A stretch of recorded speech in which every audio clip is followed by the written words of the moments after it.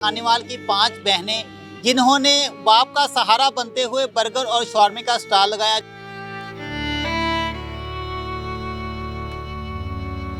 गुज़श्ता दिनों इनके ऊपर हमला किया गया। फर्स्ट टाइम हमारे साथ ऐसा हुआ था कि हम लोग तो अपने काम में मसरूफ थे। हमें लगा कि कस्टमर आए हैं, 4 लोग थे और आकर उन्होंने मारपीट शुरू कर दिया, बाबा को मारा है। फिर उसके बाद 15 पर कॉल की। जब तक वो लोग चले गए थे फिर पुलिस आई, उन्होंने काफ़ी सपोर्ट किया।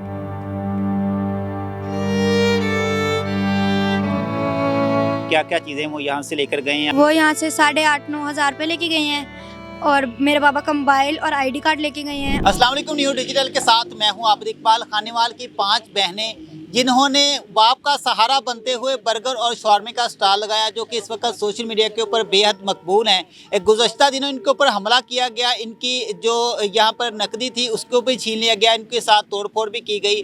ना सिर्फ ये बल्कि इनके जो वालिद साहब इनके ऊपर तशद्दुद किया गया। वो लोग कौन थे, क्यों तशद्दुद किया गया, क्यों इनके ऊपर हमला किया गया, मेरे साथ इस वक्त मौजूद हैं। आइए इनसे बात करते हैं। अस्सलाम वालेकुम। वालेकुम अस्सलाम। कैसी हैं? ठीक। सबसे पहले तो बहुत दुख हुआ हमें आपका ये वाक़या सुन के। ये बताइएगा कि वो कौन लोग थे और हमला क्यों किया गया? हम लोग उनको नहीं जानते थे कि ना वो पहले कभी स्टॉल पे है, ना हमने उनको वैसे देखा है, हमने उनको देखा नहीं हुआ था। तो भाई यानी कि हमें नहीं पता था, ना हमारी किसी से कोई दुश्मनी थी कि उन्होंने भेजा हो।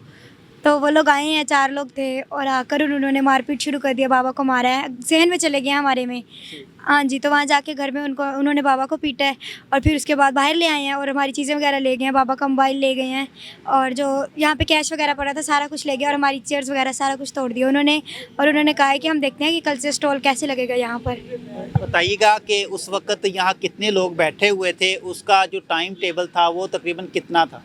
वहाँ यहाँ पर बस 2 कस्टमर बैठे हुए थे जब वो लोग आए हैं और 8:30-9 बजे का टाइम था। बाद में तो काफ़ी लोग इकट्ठे हो गए थे लेकिन उस टाइम 2 कस्टमर ही थे यहाँ पर। तो बताइएगा कि जब वो यहाँ पर आते हैं उनके पास क्या-क्या चीज़ें मौजूद होती हैं, या फिर यहीं से वो चीज़ें उठाते हैं आपको मारने के लिए? नहीं, जब वो लोग आए थे उनके पास गन थी और इसके अलावा उन्होंने यहाँ से हमारे जो बर्गर काटने वाला छुरा वगैरह वो उठा लिया था उन्होंने। चूँकि आपके वालिद साहब अकेले थे और चूँकि आप भी जो है वो बहनें होती हैं, तो फिर किस तरह आप उनसे बचती हैं? किस तरह से आप जो है वो यहाँ पे लोगों को मदद के लिए बुलाती हैं? वो ये फर्स्ट टाइम हमारे साथ ऐसा हुआ था कि हम लोग तो अपने काम में मसरूफ़ थे। हमें लगा कि कस्टमर आए हैं, तो जब वो सहन में गए, जब हमें पता चला भाई कोई आए हैं, तो फिर वो लोग जब बाहर ले आए बाबा को, फिर उसके बाद उन्होंने यानी कि मारा बाबा को। तो कोई करीब नहीं आ रहा था क्योंकि उनके पास गन थी, तो कौन करीब आता था? कोई भी करीब नहीं आ रहा था। तो मेरी छोटी सिस्टर गई सामने चौकी पे, पुलिस वाले अंकल को बुला लाई, वो आ गए और हमने छुड़वाया। हमें भी धक्के वगैरह उन्होंने काफ़ी दिए। फिर उसके बाद 15 पर कॉल की। जब तक वो लोग चले गए थे फिर पुलिस आई, उन्होंने काफ़ी सपोर्ट किया, यानी कि उन्होंने उस टाइम दरख्वास्त दी। DSP साहब आए, वो लेके गए बाबा को, उन्होंने मेडिकल करवाया बाबा का और उसी टाइम दरख्वास्त दे के FIR करवाई। तकरीबन आपके पास कितनी नकदी थी उस वक़्त, और ये बताएं कि और क्या-क्या चीज़ें वो यहाँ से लेकर गए हैं? आपका तकरीबन अगर नुकसान की बात की जाए तो माली तौर पर कितना नुकसान हुआ है? वो यहाँ से 8,500-9 हज़ार रुपये लेके गए हैं और मेरे बाबा का मोबाइल और ID कार्ड लेके गए हैं और यहाँ पे जो औज़ार वगैरह थे, छुरियाँ वगैरह, वो लेके गए हैं और बाकी हमारी चेयर्स वगैरह उन्होंने काफ़ी सारी तोड़ दी हैं। ये बताइएगा, चूँकि आपने उस वक़्त 15 भी की थी और आपने कहा कि साथ ही जो है वो कोई पुलिस वाला भी था जिसको आपने मदद के लिए बुलाया। तो बताइएगा कि पुलिस की जानिब से ताउन के हवाले से क्या-क्या आपके साथ कितना ताउन किया गया?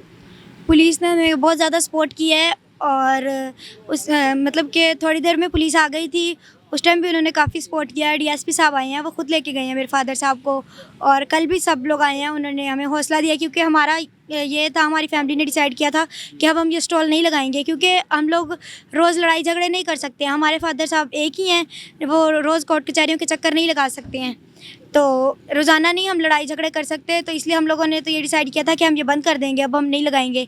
लेकिन फिर कल पुलिस आई है, DSP साहब आए हैं सारे और DPO साहब आए हैं, उन्होंने हमें हौसला दिया है और उन्होंने यहाँ पे पुलिस का गश्त वगैरह बढ़ा दिया है और उसके अलावा भी हमें सिक्योरिटी काफ़ी फराहम की है। तो इसके बाद हमने ये स्टॉल दोबारा लगाया है। आपको क्या लगता है कि आपने तो कोशिश की थी कि वालिद साहब का सहारा बना जाए, बेटियां होने के नाते उनको ये चीज़ महसूस ना हो कि उनका बेटा नहीं है, आपने उनका सहारा बनते हुए बनाया, ये किया। आप हसद की नज़र हो गई हैं, लोग हसद करना शुरू कर गए हैं कि ये बच्चियां, ये बेटियां जो है मुआशरे के अंदर अपना जो किरदार है वो मुस्बत अदा कर रही हैं। तो क्या देखने वालों को मैसेज देंगे? यही मैं देखने वालों को मैसेज दूंगी कि सिर्फ हम नहीं हैं, हमसे बहुत सारी लड़कियां हैं जो यानी कि हमें देखकर और वो फिर आगे बढ़ रही हैं अपनी ज़िंदगी में। तो अगर हमारे साथ ऐसा होगा तो वो सारी लड़कियां वापस हो जाएंगी, यानी कि वो दोबारा फिर हिम्मत नहीं करेंगी आगे बढ़ने की, और हम लोगों को भी मजबूरन फिर ये स्टॉल बंद करना पड़ेगा। नाज़रीन, इनके वालिद साहब भी मेरे साथ मौजूद हैं, उनसे भी बात करते हैं कि वो इस हवाले से क्या कहना चाहते हैं।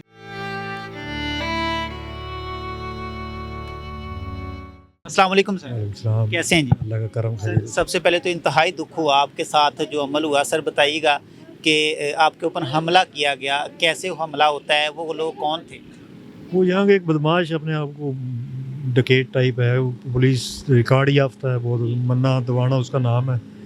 वो आया आदमियों के साथ, अंदर गया, मेरे मुंह से मोबाइल छीना, बाहर से पैसे उठाए हैं, सामान भी उठाया, कुर्सियाँ वगैरह भी तोड़ दी, मुझे भी जदकोप किया, बच्चों को भी धक्के दिए। तो फिर वो दौड़ गए, महल महल्ला इकट्ठे हो गए हैं, पुलिस वाले आ गए हैं, फिर भाग गए हैं, मीडिया आ गया, पुलिस आ गई, उन्होंने बड़ा फिर मेरा मेडिकल करवाया।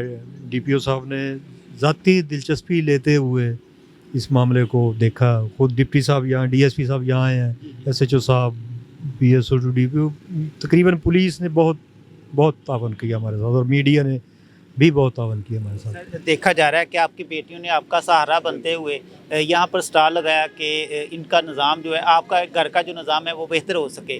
तो बताइएगा कि अब जो है वो मुआशरे के अंदर क्या रिज़्क़ हलाल कमाना मुश्किल हो चुका है, या फिर जो बेटियाँ हैं वो कुछ कर नहीं सकती, या हसद का जो है वो इसी तरह शिकार होती रहेंगी? कुछ होते हैं हर जगह, लेकिन ज़्यादा अक्सरियत है वो अच्छे लोगों की है। सिविल सोसाइटी ने बहुत से लोग कोऑपरेट कर रहे हैं, तावन कर रहे हैं, हमारे साथ आए हैं, हमें हौसला अफजाई। कल उन्होंने कहा था भी आइंदा आपने स्टॉल नहीं यहाँ लगाना। कल डिप्टी डीएसपी साहब खुद यहाँ आए, उन्होंने कहा बेटा आप स्टॉल लगाएं, बच्चियों के सरों पे दस्ते शफ़क़त भी रखा, और मुझे भी हौसला दिया। ज़्यादा लोग अच्छे हैं, एक दो ऐसे हैं, लेकिन बस उनको भी तो मुआशरे में बर्दाश्त करना पड़ता है। मुआशरे में अगर तो तरक्की का को बनना है तो लेडीज़ को साथ लेके चलना पड़ेगा मुआशरे में, तो उनको माहौल ऐसा साजगार देना पड़ेगा भी, ताकि वो आसानी से, इस्लाम भी इस चीज़ की इजाज़त देता है, और हमारा मुआशरा लोगों के हिसाब से तो नहीं देता, लेकिन करना पड़ता है। लास्ट पे सर, देखने वाले के लिए क्या मैसेज देंगे, इंसाफ के हवाले से क्या जो है वो पैगाम देना चाहेंगे? उम्मीद है इंशाल्लाह हमें इंसाफ मिलेगा। जो हमारे साथ अब तक पुलिस का रवैया है उस हिसाब से हमें लगता है हमें इंसाफ मिल गया। बहुत शुक्रिया। नाज़रीन ने मेरे साथ वो 5 बहनें भी मौजूद थी, उनके वालिद साहब भी मेरे साथ मौजूद थे। मुआशरे के अंदर क्या जो है वो रिज़्क़ हलाल कमाना मुश्किल हो चुका है, या फिर जो हमारी बेटियां हैं, बहनें हैं, ख़वातीन हैं, उनको इस मुआशरे के अंदर ख़ुद को मनवाना जो है वो मुश्किल हो चुका है। इसी तरह जो है वो आपने तमाम तर जो इनकी मालूमात है वो सुनी। मिलेंगे एक नई स्टोरी के साथ। अपना बहुत सारा ख्याल रखिएगा। अल्लाह हाफ़िज़।